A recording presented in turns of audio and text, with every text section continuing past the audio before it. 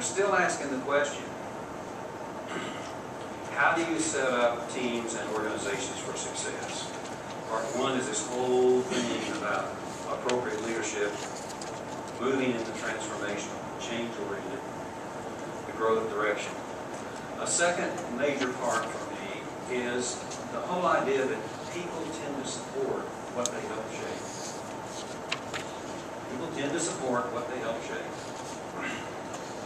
So how in our organizations do we set up circumstances so it's highly likely that every single member of the organization will feel as though they have helped contribute to the shaping and feel like they are invested in a way that they want to support organizational success on its vision, its mission, its values. In the light of talking to a bunch of people that ACE has brought together about how to build strong teams in an organization.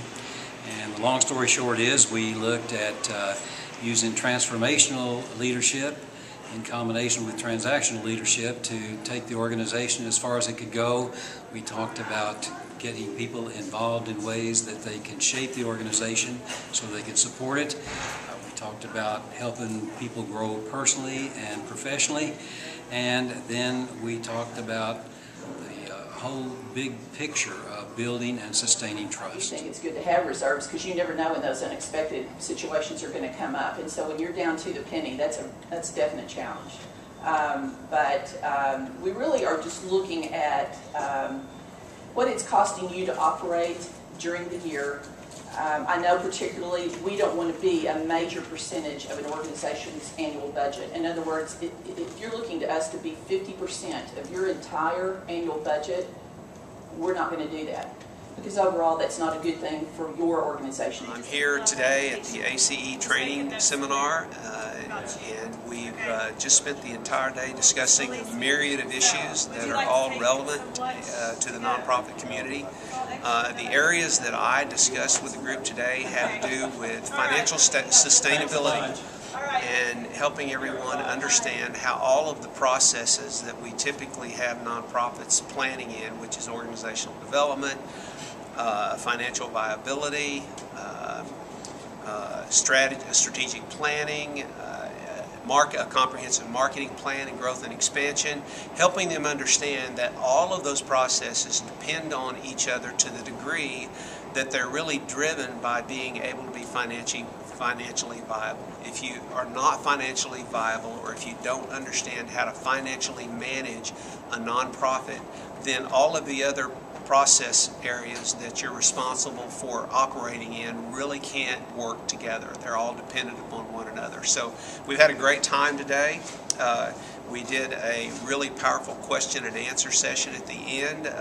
The two speakers today, very, very much impressed by the questions that everyone had to answer. Again, impressed with the notes this group took. I've never seen a group take so many notes in my life. So we've had a great time, and I hope I get to do it again soon. Those changes are beginning to take effect. So right now you got 1 in 5 nonprofits, about 300,000 plus, so 30% of all the nonprofits that could lose their exempt status. Okay? 13% of all nonprofits have been filing improperly.